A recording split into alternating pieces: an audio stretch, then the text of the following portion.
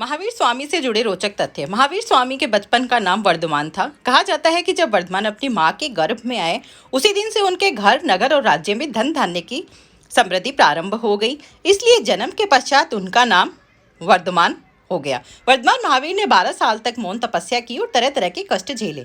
इसके बाद उन्हें ज्ञान की प्राप्ति हुई। ज्ञान प्राप्ति होने के बाद उन्होंने जन कल्याण के लिए उपदेश देना शुरू किया। महावीर जी अर्धमागधी भाषा में उपदेश देने लगे ताकि जनता उसे भली भांति समझ सके। निडर, सहनशील और अहिंसक होने के कारण उनका नाम महावीर पड़ा। कहा जाता है कि एक बार वर्धमान मित्रों के साथ एक वृक्ष पर क्रीड़ा कर रहे थे, तब संगम देव ने उन लोगों को भयभीत करने के लिए एक विशाल सर्प का रूप धारण किया और वृक्ष के तने से लिपट गई। यह देख वर्धमान के सभी मित्र डरकर भाग गए, लेकिन वर्धमान सर्प के साथ क्रीड़ा करने लगे। यह देख संगम देव अपने वास्तविक रूप में आ गए और वर्धमान की प्रशंसा की। उन्होंने ही वर्धमान का नाम महावीर रखा।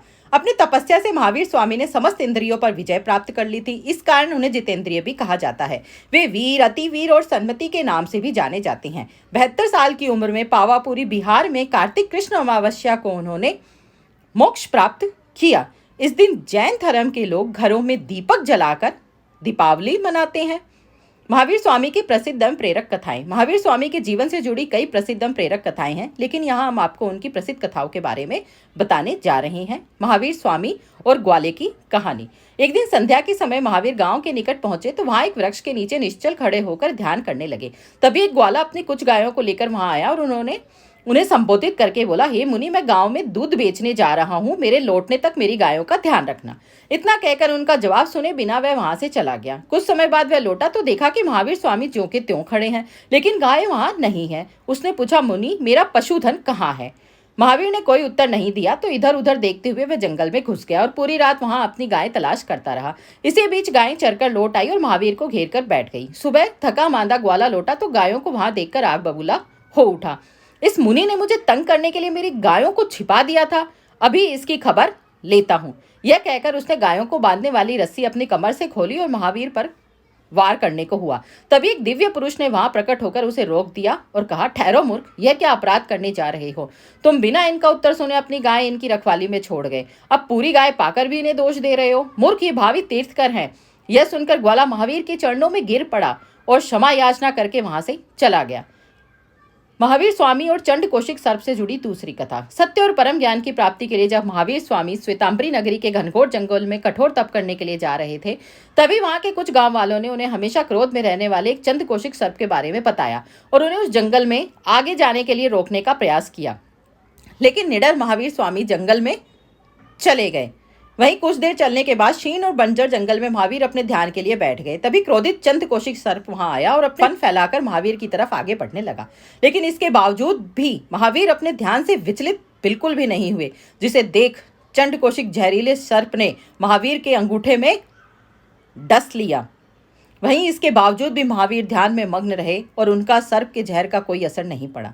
वहीं इसके कुछ समय बाद महावीर स्वामी अपनी मधुर वाणी और स्नेह से सर्प से बोले कि सोचो, तुम यहाँ पर क्या कर रहे हो? वहीं इसके बाद चंड कौशिक को अपने पिछले जन्म याद आने लगे और उसे अपनी गलती का पछतावा हुआ। उसका हृदय परिवर्तन हो गया और वह प्रेम और अहिंसा का पुजारी बन गया और उसकी भावनाओं पर नियंत्रण और आत्म संयम की वजह से ही उसे मोक्ष की प्राप्ति हुई। भील का हृदय परिवर्तन। पुष्कलावती नामक देश के घने वन में भीलों की एक बस्ती थी। उनके सरदार का नाम पुरुरवा था, उसकी पत्नी का नाम कालिका था। दोनों वन में घात लगाकर बैठ जाते और आते जाते यात्रियों को लूट कर उन्हें मार डालते। यही उनका काम था। एक बार सागर में नामक एक जैनाचार्य उस वन से गुजरे तो पुरुरवा ने उन्हें मारने के लिए धनुष तान लिया। जो ही वह तीर छोड़ने को हुआ, कालिका ने उनसे रोक लिया। स्वामी, इनका तेज देखकर लगता है कि ये कोई देव पुरुष हैं। ये तो बिना मारे ही हमारा घर अन्न और धन से भर सकते हैं। पुरुरवा को पत्नी की बात जच गई। दोनों मुनि के निकट पहुंचे तो उनका दुष्टवत व्यवहार स्वयं ही शांत हो गया और वे उनके चरणों में नतमस्तक हो गए।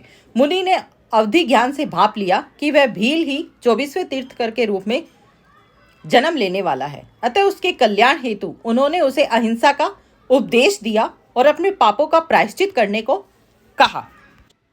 भील ने उनकी बात को गांठ में बांध लिया और अहिंसा का व्रत लेकर अपना बाकी जीवन परोपकार में बिता दिया। नंबर 4, निर्धनता से मुक्ति दिलाई। महावीर मुक्ति पथ पर दृढ़ कदमों से बढ़े जा रहे थे, तभी पीछे से उन्हें एक करुण पुकार सुनाई दी। उनके कदम ठिठक गए। पीछे मुड़कर जब उन्होंने देखा तो एक दुर्बल ब्राह्मण लाठी के सहारे गिरता पड़ता दौड़ता आ रहा है। कुछ पल बाद ही वह महावीर के कदमों में आकर गिर पड़ा। उसकी आंखों से झरझर आंसू बहने लगे। फिर लड़खड़ाती जुबान से वह बोला, मेरी सहायता कीजिए राजकुमार वर्धमान, मुझे कुछ दीजिए, मेरी निर्धनता दूर कीजिए। वह बूढ़ा ब्राह्मण सोम शर्मा था, जो प्राय उनसे दान दक्षिणा लेता रहता था। वे भी आवश्यकता अनुसार उसकी मदद करते थे। उसकी हालत देखकर महावीर सहानुभूति से द्रवित हो गए, लेकिन आज देने के लिए उनके पास कुछ नहीं था। तभी उन्हें कंधे पर पड़े हुए दिव्य वस्त्र का ध्यान आया। उन्होंने उसे आधा फाड़कर सोम शर्मा को दे दिया। वह खुशी से भर उठा और उसे एक झोरी के पास ले गया। झोरी उसे देखकर बोला, इसका आधा भाग कहाँ है? यदि तुम वह हिस्सा भी लेकर आओ तो मैं तुम्हें 1,00,000 स्वर्ण मुद्राएं दूंगा। लालच में डूबा ब्राह्मण वापस महावीर के पीछे भागा और जहां जहां वे गए उनका पीछा करता रहा।